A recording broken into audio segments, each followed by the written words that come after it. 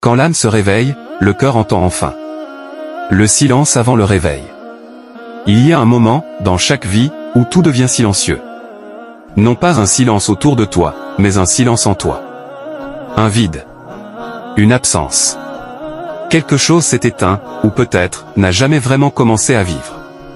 Tu respires, tu marches, tu souris parfois. Mais à l'intérieur, quelque chose sommeille. Tu as tout pour être bien, mais ton cœur ne s'ouvre pas. Ton âme attend. Elle écoute. Et puis, un jour, quelque chose craque. Pas un bruit extérieur, non. Un frisson intérieur, comme si l'âme, longtemps enfermée, commençait à frapper à la porte du cœur. Le vieux jardinier. Il y avait un vieil homme, dans un village isolé. Chaque matin, il arrosait un jardin sec, où rien ne poussait. Les gens se moquaient de lui. « Pourquoi perds-tu ton temps? Il n'y a rien ici. » Il répondait seulement, « La terre entend ce que vous n'écoutez pas. » Un jour, après des années, une fleur unique a poussé. Immense, belle, lumineuse.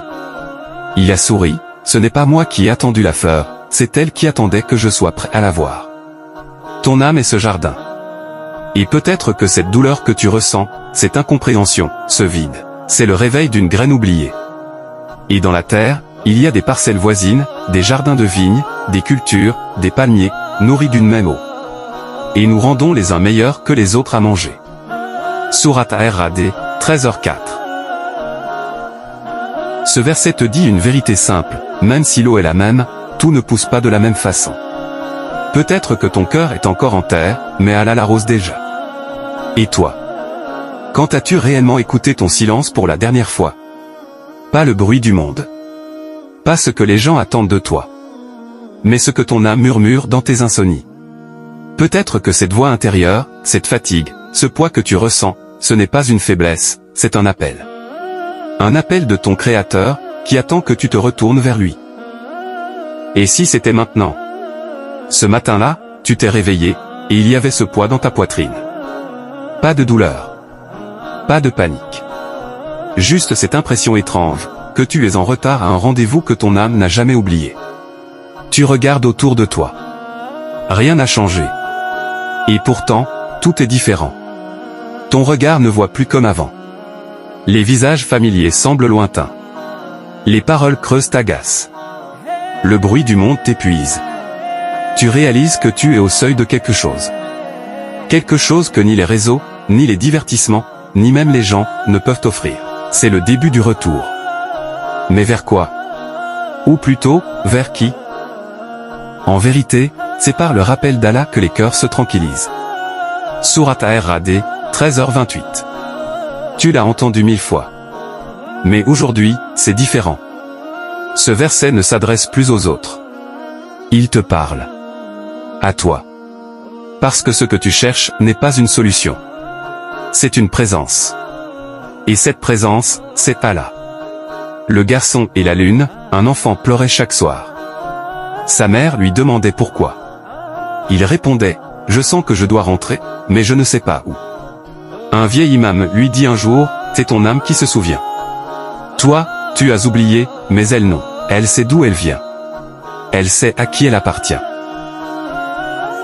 Et cette phrase a changé sa vie, tu ne cherches pas Allah, c'est lui qui t'appelle depuis toujours. Dis-moi, combien de rappels te faudra-t-il encore? Combien de signes vas-tu encore ignorer? La nuit. Le vent. Une parole. Une douleur. Une larme, et si ce moment précis, là, maintenant, pendant que tu écoutes, était l'instant exact où ton âme commence à revenir. Le murmure entre toi et lui. Ce n'est pas une voix forte. Ce n'est pas un cri. Ce n'est même pas une parole, c'est un murmure. Un souffle qui traverse ton cœur quand tout le monde dort. Une présence que tu ressens quand tu regardes le ciel sans parler. Une larme qui descend, sans que tu saches pourquoi, et pourtant, tu sais. Tu sais que c'est lui. Nous sommes plus proches de lui que sa veine jugulaire. Sourate Kahf, 50, 16. Tu n'es jamais seul. Jamais. Même quand tu t'en éloignes, lui ne s'éloigne pas. Même quand tu l'oublies, il te voit encore. Même quand tu fuis, il t'entoure. La lanterne éteinte. Une femme marchait dans le désert avec une lanterne cassée. Les gens la regardaient, riant.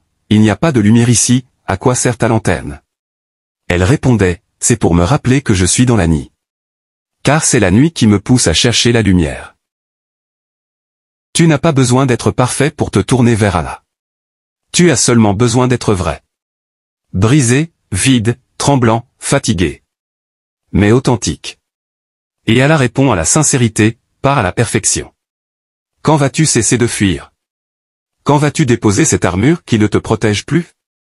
Quand vas-tu parler à Allah comme tu n'as jamais parlé à personne? Même si ce ne sont que des larmes? Sais-tu qu'il comprend les larmes, mieux que les mots?